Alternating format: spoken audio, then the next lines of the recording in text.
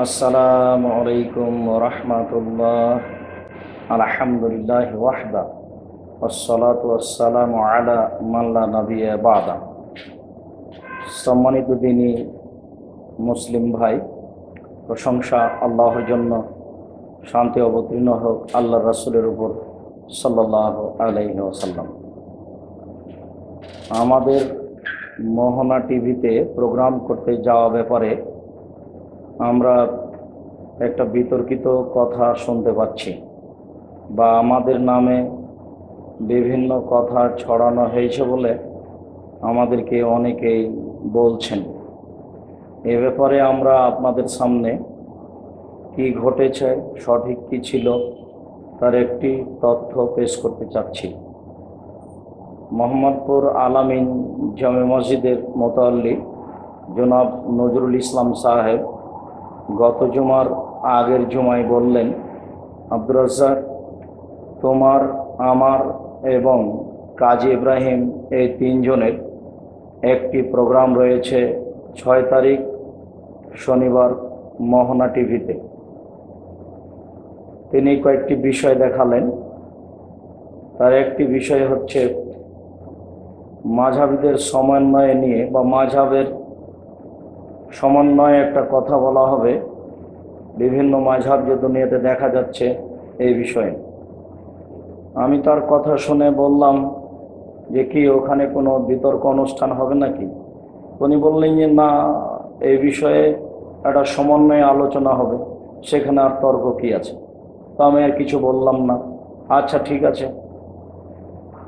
নির্ধারিত সময়ে উনি পৌঁছে গেলেন আমাকে নিয়ে যাওয়ার জন্য। আমরা সেখানে উপস্থিত হলাম। আমরা নির্ধারিত সময়ে উপস্থিত হলেও যারা প্রোগ্রাম নিবে তারা নির্ধারিত সময়ে উপস্থিত হতে পারেনি। আমরা সেখানে কিছুক্ষণ অপেক্ষা করলাম।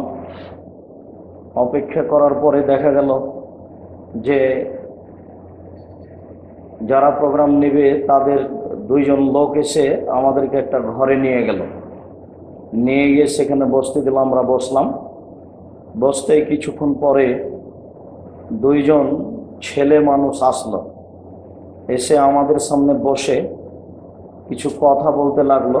কথার প্রথম কথা ছিল পরিচিতি। আমি জিজ্ঞাসা করলাম, তোমার নাম কি? সে বলল, আমার নাম লুৎফর রহমান।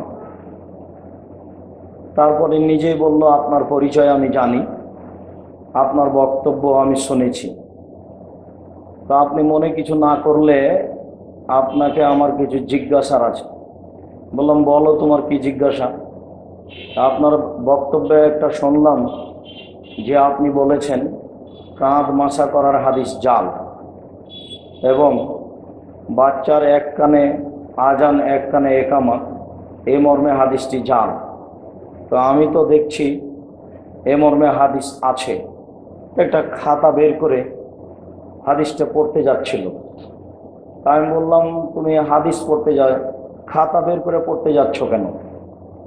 কোন হাদিস গ্রন্থে আছে সে হাদিস, সেটা বের করো। বের করে দেখো হাদিস কি ঠিক কি বেঠিক।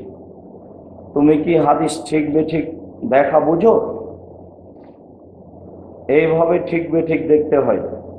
এই কথা বলে আমি বললাম যে হাদিস তদন্ত করার গুরুত্বপূর্ণ একটি বই হচ্ছে মিজানুল ইতিদাল, একটি বই হচ্ছে লিসানুল মিজান, একটি বই হচ্ছে তাকরিবুত তাহজিব, একটি বই হচ্ছে উসুদুল গাবা। এই বইগুলিতে রাবীদের নাম আছে। নিজেই তদন্ত করো, তাহলে হাদিস জাল জয়ীফ সিদ্ধান্তে পৌঁছিতে পারবে। আর এটা যদি না হয়, তাহলে যেসব বিদ্বান তদন্ত করেছেন তাদের বই দেখো। যারা তদন্ত করেছেন তার একজন হচ্ছেন নাসির উদ্দিন আলবানী রাহিমাহুল্লাহ, ইরওয়াউল গালিল। আর একজন হচ্ছেন মোল্লা আলী কারি, মেশকাত গ্রন্থের ভাষ্যকর। বইয়ের নাম হচ্ছে মওজুআতে কাবির, মোল্লা আলী কারি। সেখানে দেখো। এছাড়া তহফতুল আহওয়াজি এবং সবুলুস সালাম, এই বইগুলিতে এসব হাদিস তদন্ত করা আছে। দেখো, এইগুলি বলতেই সে একটা জিজ্ঞাসা করলো, তাহলে হাদিসে তো আছে জুতা পায়ে দিয়ে সালাত আদায় করেছেন আল্লাহ রাসূল, তাহলে কি এখন জুতা পায়ে দিয়ে সালাত আদায় করতে হবে? আরও বলল যে কিছু হাদিসে দেখা যায় হাঁটুর উপরে কাপড় রাখা যায়, হাঁটুর নিচেও কাপড় রাখা যায়, তাহলে কি হাঁটুর উপরে কাপড় রাখতে হবে? তা আমি বললাম, তুমি শরীয়তে এভাবে বুঝতে চাচ্ছ কেন? শরীয়ত যেভাবে বুঝতে হবে সেভাবে বুঝো।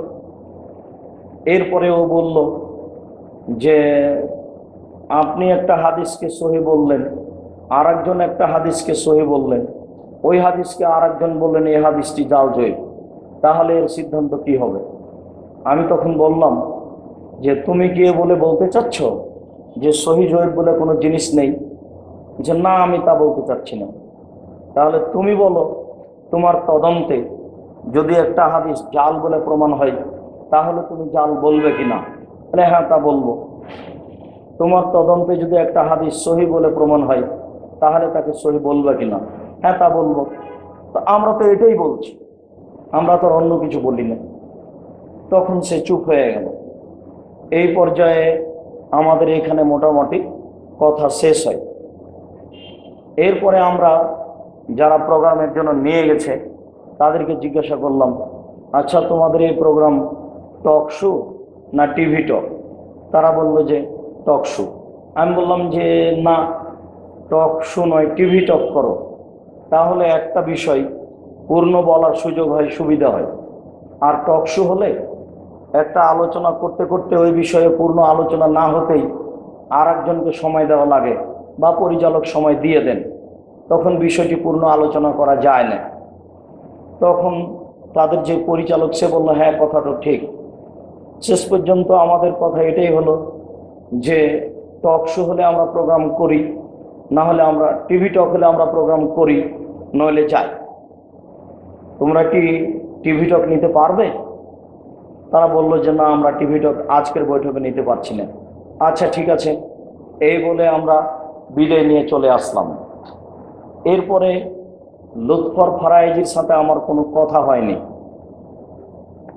ওই দুইটি বিষয় নিয়ে আলোচনা হয়েছিল, ওই পর্যন্ত কথা শেষ।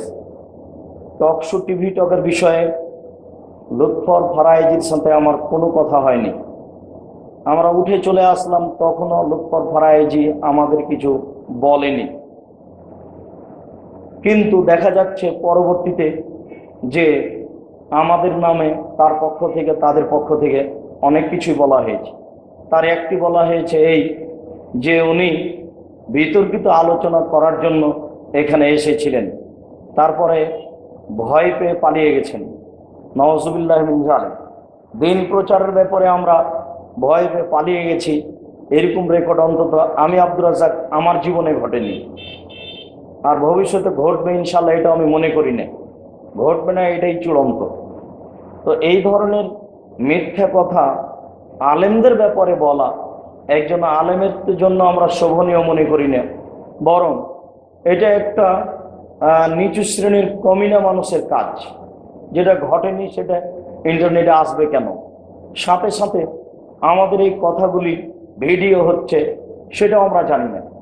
দেখা যাচ্ছে যারা আমাদেরকে বলছে তারা বলছে যে আপনাদের তো ছবি আমরা দেখলাম, আপনি আছেন এবং আলামিন মসজিদের মুতাল্লি জনাব নজরুল ইসলাম সাহেব আছেন, তাহলে ভিডিওর ব্যাপারে আমরা জানলাম না? আমরা সেখানে বিতর্কিত প্রোগ্রামে গেছি, পালিয়ে আসলাম, এই বিষয়ে আমরা জানলাম না? বিতর্কিত প্রোগ্রাম এটাই আমি জানি না যে সেখানে বিতর্কিত প্রোগ্রাম ভিডিও হচ্ছে, এটা আমি জানি না। তো দেখুন মুসলিম ভাই বোন, আপনারা বিষয়টি তলিয়ে দেখুন। আমি আব্দুর রাজ্জাক বিন ইউসুফ, আমি মানুষ, ভুল ত্রুটির ঊর্ধ্বে এই কথা আমি বলি না। আমি যা কথা বলছি তা সত্য সত্য 100% সত্য বলছি। মানুষ হিসেবে কথার 19-20 হতে পারে। বিতর্কিত অনুষ্ঠান এটাও আমি জানতাম না, ভিডিও হচ্ছে এটাও আমি জানতাম না। পালিয়ে আসার বিষয়টি নগদ ডাহা মিথ্যা। যারা মিথ্যাচার করে তাদের অবস্থা কি হবে আল্লাহই ভালো জানেন। এরপরে আমরা মানুষ হিসাবে ত্রুটি হতে পারে মর্মে আল্লাহকে বলছি, আল্লাহ তুমি এ ধরনের মানুষকে সম্মতি দান করো, সংশোধন করো, তারা যেন ভালো মানুষের পিছনে এইভাবে লেগে না যায়, ভালো মানুষকে সমাজে যেন অপদস্থ করার চেষ্টা না করে।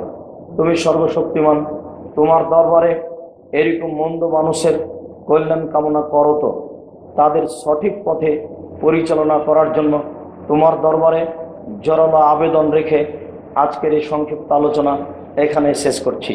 সুবহানাকা আল্লাহুম্মা ওয়া বিহামদিকা আশহাদু আল্লা ইলাহা ইল্লা আনতা আস্তাগফিরুকা ওয়া আতুবু ইলাইক।